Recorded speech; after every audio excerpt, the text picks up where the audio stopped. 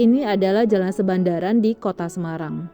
Sebuah jalan di dekat pusat pecinan yang mungkin hampir tidak berarti apa-apa bagi warga Semarang saat ini.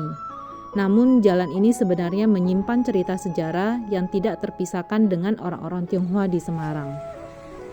Nama Jalan Sebandaran ini asalnya adalah karena 200 tahun yang lalu pernah tinggal seorang Tionghoa kaya raya yang menguasai patch atau konsesi berbagai hasil bumi, terutama gula. Dan pada masa itu pemegang patch artinya seperti memegang monopoli, dan itu otomatis berarti kekayaan dan kemakmuran buat pemegangnya. Siapakah tokoh itu? Jejaknya bisa kita telusuri dari kelenteng ini. Ini adalah kelenteng Hui Wi Kiong. Awalnya kelenteng ini dinamakan Tan Seng Ong karena masyarakat lebih mengenal kelenteng ini dengan nama Kelenteng Margatan.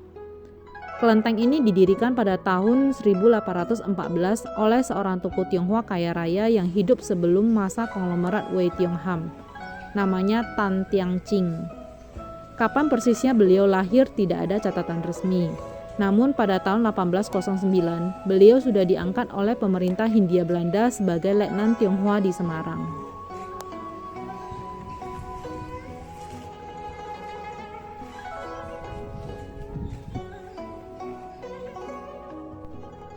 Dan inilah foto Tan Tian Ching dan papan kayu di bawahnya menunjukkan kapan beliau diangkat menjadi letnan. Terlihat tulisan letnan dan tahun 1809 di situ. Setelah membangun kelenteng ini, pada tahun 1811 beliau naik pangkat menjadi Kapten Tionghoa. Selanjutnya pada tahun 1829 beliau naik pangkat lagi menjadi Mayor. Ini adalah jabatan tertinggi untuk orang Tionghoa pada masa penjajahan Belanda. Dan Tan Tian Ching ini adalah orang Tionghoa pertama yang mencapai kedudukan mayor di Semarang. Sebelumnya perlu saya sampaikan bahwa meskipun urutan kepangkatan ini sama dengan kepangkatan di militer, namun khusus untuk jabatan opsir Tionghoa pada zaman Belanda ini sama sekali tidak ada hubungannya dengan kemiliteran. Letnan, Kapten, dan Mayor hanya jabatan sosial yang fungsinya adalah sebagai pemimpin masyarakat Tionghoa di suatu daerah. Mereka inilah yang mengurus segala masalah yang terjadi di dalam masyarakat Tionghoa dan sebagai penghubung antara masyarakat Tionghoa dengan pemerintah Hindia Belanda saat itu. Dan tidak semua kota selalu ada kapten ataupun mayor Tionghoa karena pemerintahan Belanda memberikan jabatan tersebut berdasarkan jumlah penduduk Tionghoa, luas wilayah, dan kompleksitas di dalam masyarakat Tionghoa tersebut. Jika suatu kota dianggap tidak terlalu banyak penduduk Tionghoanya dan tidak banyak masalah yang timbul, maka mungkin saja tidak diperlukan jabatan kapten atau mayor. Jadi seperti itulah keunikan kondisi kehidupan nenek moyang kita dahulu. Ruangan yang kita lihat saat ini adalah ruangan khusus Margatan. Dan papan di atas pintu yang terlihat sebelumnya dengan tulisan Chen Se Chia Miao yang artinya adalah kuil Margatan. Ruangan khusus marga tertentu ini umumnya menyimpan papan arwah yang biasanya disebut Xinji atau Shenwei dalam bahasa Mandarin. Isi dari ruangan ini adalah papan yang diukir nama orang-orang penting dari marga tertentu dan disusun bertingkat sesuai urutan silsilah keluarga. Sedangkan meja dan kursi kosong yang terlihat di depan altar papan arwah ini diletakkan dengan maksud agar arwah-arwah bisa berkumpul dan duduk bersama menikmati makanan dan minuman yang dipersembahkan oleh keturunannya yang masih hidup. Sebelum saya meninggalkan kelenteng Margatan ini, saya mau menceritakan sejarah mengapa daerah di sini itu dinamakan Sebandaran. Jadi di sebelah selatan sungai ini, tempat di mana aku berdiri saat ini dulunya adalah tempat tinggal Tan Tian Ching. Sayangnya bekas rumah kediaman beliau sudah lama musnah. tak diketahui lagi jejaknya kecuali foto yang ada di kelenteng ini. Karena saking kayanya beliau yang pada saat itu menguasai perdagangan berbagai jenis hasil bumi, sehingga masyarakat menganggap beliau ini sebagai bandar, dan lama-kelamaan wilayah ini pun dikenal menjadi sebandaran. Pada masa itu sebenarnya ada lagi tokoh Tionghoa yang sangat kaya raya. Beliau adalah menantu dari Tan Tianqing yang bernama Bei Yingchu. Bei Yingchu ini sebenarnya adalah menantu dari Tan Tianqing, namun dia terkenal sebagai pengusaha yang menguasai pasaran candu di zaman itu. Bekas rumah kediaman Bei Yingchu ini kabarnya saat ini sudah menjadi sekolah dan gereja yang terkenal dengan nama Kebon Dalem. Untuk menuju ke sana dari kelenteng ini tinggal berjalan menyusuri sungai yang dikenal warga sini dengan nama Kali Semarang. Sebelum kita mulai menyusuri sungai tersebut, mari teman-teman sekalian luangkan waktu sejenak untuk memberikan dukungan Anda kepada channel ini dengan menekan tombol subscribe supaya channel ini semakin berkembang. Namun sebelum kita menuju sungai tersebut, ternyata hanya sekitar puluhan meter dari kelenteng Margatan ini terlihat ada satu kelenteng lagi yang sangat unik. Keunikannya sudah nampak dari cat bangunannya yang berbeda dengan kelenteng pada umumnya. Biasanya kelenteng dicat warna merah dan kuning emas, namun kelenteng ini warna catnya malah didominasi warna hitam. Kelenteng ini dinamakan Si Ho Kiong atau dikenal juga dengan nama kelenteng Se Lim, karena didirikan oleh orang kaya bermarga Lim. Kelenteng ini adalah kelenteng paling muda di kawasan pecinan Semarang. Kelenteng ini didirikan pada tahun 1881 oleh dua orang bermarga Lim, yaitu Lim Siong Chien dan Lim Kim Ling. Konon sisa kejayaan keluarga Lim ini masih bisa dilacak pada bangunan villa Puri Gede di Candi Baru dan villa yang saat ini sudah berubah menjadi hotel di Jalan Wahid Hasyim, yaitu Hotel Semesta.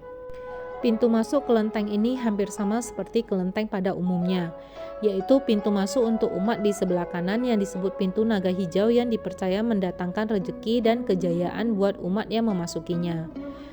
Sedangkan pintu tengah seperti biasanya selalu ditutup kecuali saat perayaan khusus karena pintu ini dipercaya sebagai pintu untuk para dewa-dewi keluar masuk kelenteng. Dan pintu sebelah kiri adalah pintu macan putih.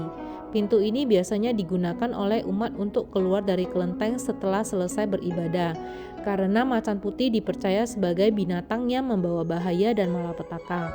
Sehingga dengan keluar melalui pintu ini maknanya adalah supaya kita selalu bisa keluar dari bahaya dan malapetaka yang mengancam kita. Ada yang unik di bawah pintu macan putih ini, yaitu ditempatkannya patung 4 ekor kera dengan berbagai gaya.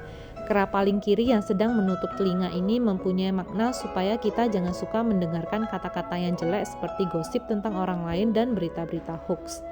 Kera kedua yang sedang menutup mulutnya ini maknanya adalah supaya kita jangan suka berkata-kata jelek terhadap orang lain.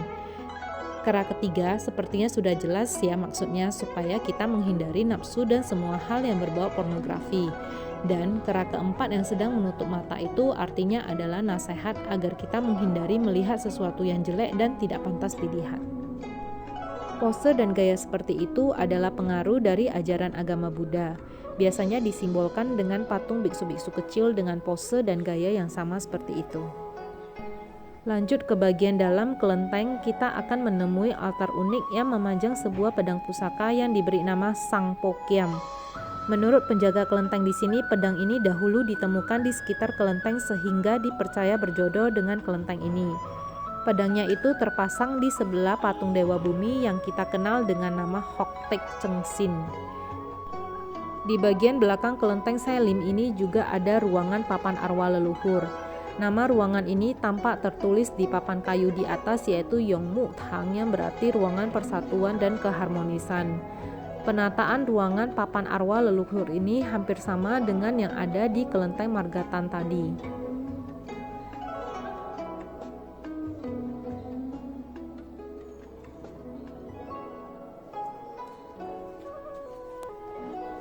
Patung kakek-kakek yang sedang memancing ini adalah dewa yang sangat terkenal, biasanya disebut Kiang Chu Ke atau dalam bahasa Mandarin adalah Chiang Suya.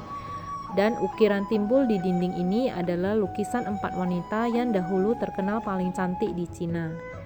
Di kelenteng ini ada dewa-dewi kesuburan dan perjodohan. Jadi buat orang-orang yang percaya dan kebetulan belum punya keturunan, boleh coba datang dan berdoa kepada Dewi Chu Senhyang Niang di kelenteng ini. Dewi ini adalah Dewi pelindung anak kecil dan Dewi kesuburan yang dipercaya bisa membantu orang-orang yang belum punya keturunan. Dan di sini juga ada Dewa Huakong dan Dewi Huama. Mereka adalah dewa-dewi perjodohan dan kerukunan untuk pasangan suami istri.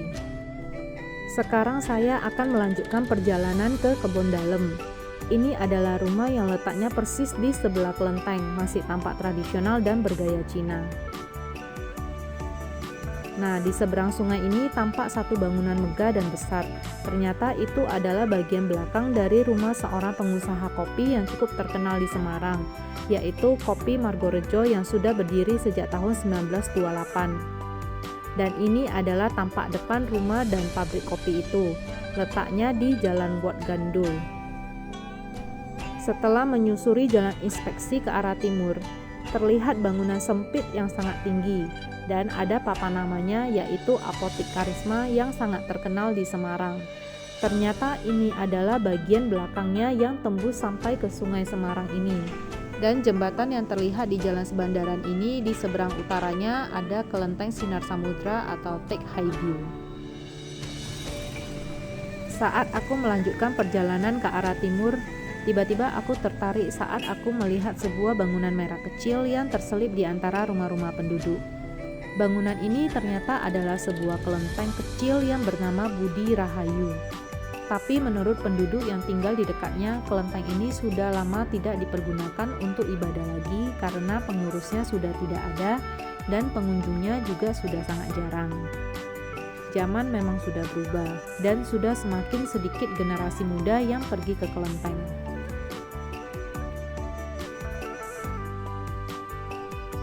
Dan ini adalah tembok belakang kelenteng Ling Hock View yang terletak di Jalan Gang Pinggir. Melalui celah pintu belakang yang terbuka, kita bisa melihat suasana Jalan Gang Pinggir dari sini. Setelah berjalan cukup jauh, akhirnya sampailah kita ke daerah Kebun Dalem. Gereja Katolik Santo Fransiskus Xaverius ini dulunya adalah rumah kediaman Kapten Tionghoa Bei Ing Chu. Kabarnya daerah di sini dulu adalah sebuah kebun yang sangat luas sebelum akhirnya dijadikan rumah tinggal oleh seorang Kapten Tionghoa bernama Bei Ing Chu pada tahun 1840. Di situ dibangun rumah yang sangat megah seperti istana dengan kebun luas yang sangat indah. Maka oleh masyarakat setempat diberilah nama Istana Kebun Dalem. Dalam buku Riwayat Semarang diceritakan bahwa saat tahun baru Imlek, Kebun Dalem yang saat itu sudah diwariskan kepada putra Bei Ing Chu yang bernama Bei Piao Chuan selalu riuh oleh pesta selama 14 hari tanpa henti.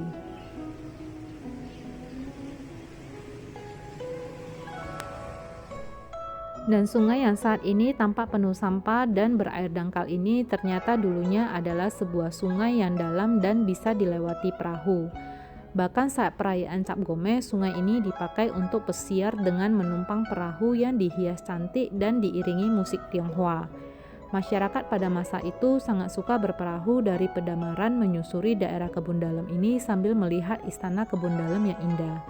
Perahu-perahu itu nantinya akan menyusuri Sungai Semarang melewati Sebandaran di mana ada satu istana megah lagi milik almarhum Mayor Tan Tien Ching. Memang pada masa itu di Semarang terkenal memiliki dua istana bergaya Cina yang sangat indah. Satu milik Tan Tien Ching di Sebandaran dan satunya lagi adalah milik Bei Ing Chu. Namun saat ini semua kisah tentang kedua istana ini hanya tinggal kenangan atau malah dianggap semacam dongeng belaka. Bahkan generasi tua yang tinggal di sekitar kawasan ini pun saat aku tanya ternyata sudah tidak ada yang tahu tentang kisah ini. Begitu juga dengan abang tukang becak yang setiap hari mangkal di depan gereja Kebun Dalem. Mereka bahkan tidak tahu jika gereja dan sekolah ini dulunya adalah milik seorang kaya raya pemimpin masyarakat Tionghoa di Semarang. Begitu juga nasib sungai di depan gereja ini. Terlihat jembatan bergaya Cina yang indah, seolah mengembalikan kepada kejayaan masa lalunya. Tapi saat aku melihat ke bawah sambil berusaha membayangkan perahu-perahu cantik yang hilir mudik diiringi suara musik Cina yang merdu, ternyata aku harus menerima kenyataan bahwa sudah tidak ada lagi perahu-perahu indah. Satu-satunya benda yang berlabuh di sungai ini adalah sampah-sampah dan lumpur saja. Mungkin kisah ini tidak terlalu penting buat Anda semua, tapi setidaknya kita bisa melawan lupa. Lupa kepada sejarah kecil di kota kita ini. Sekian dulu video kali ini, semoga videonya bermanfaat. Dan untuk yang belum subscribe, jangan lupa subscribe dan bagikan link video ini kepada teman-teman dan kerabat Anda semua. Terima kasih sudah menonton dan sampai jumpa di video berikutnya.